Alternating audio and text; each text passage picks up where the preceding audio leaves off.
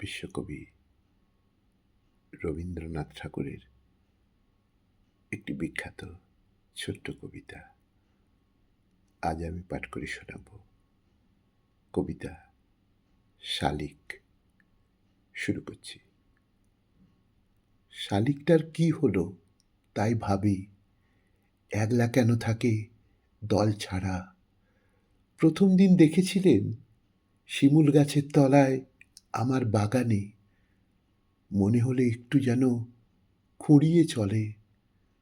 তারপরে ওই রোজ সকালে দেখি সঙ্গী হারা বেড়ায় পোকা শিকার করে উঠে আসে আমার বারান্দায়, নেচে নেচে করে সে পায়চারি।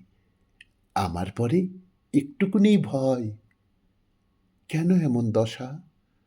সমাজের কোন শাসনে নির্বাসনের পালা? কোন অবিচারে জাগলো অভিমান?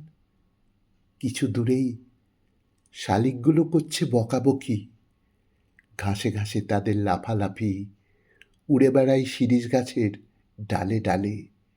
ওর দেখে তো খেয়াল কিছুই নেই, জীবনে ওর কোনখানে যে গাঁট পড়েছে সেই কথাটাই ভাবি।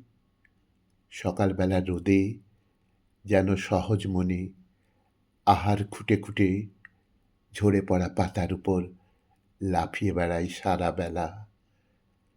কারোর উপর নালিশ আছে মনে হয় না একটুও তা। বৈরাগ্যের গর্ব তো নেই ওর চলনে, কিংবা দুটো আগুন জ্বলা চোখ। কিন্তু ওকে দেখিনি তো সন্ধেবেলায়, একলা যখন যায় বাসাতে। ডালের কোণে ঝিল্লি যখন ঝিঝি করে অন্ধকারে, হাওয়ায় আসে বাঁশের পাতার ঝরঝরানি। গাছের ফাঁকে তাকিয়ে থাকে ঘুম ভাঙানো সঙ্গীবিহীন সন্ধ্যা তারা। গাছের ফাঁকে তাকিয়ে থাকে ঘুম ভাঙানো সঙ্গীবিহীন সন্ধ্যা তারা।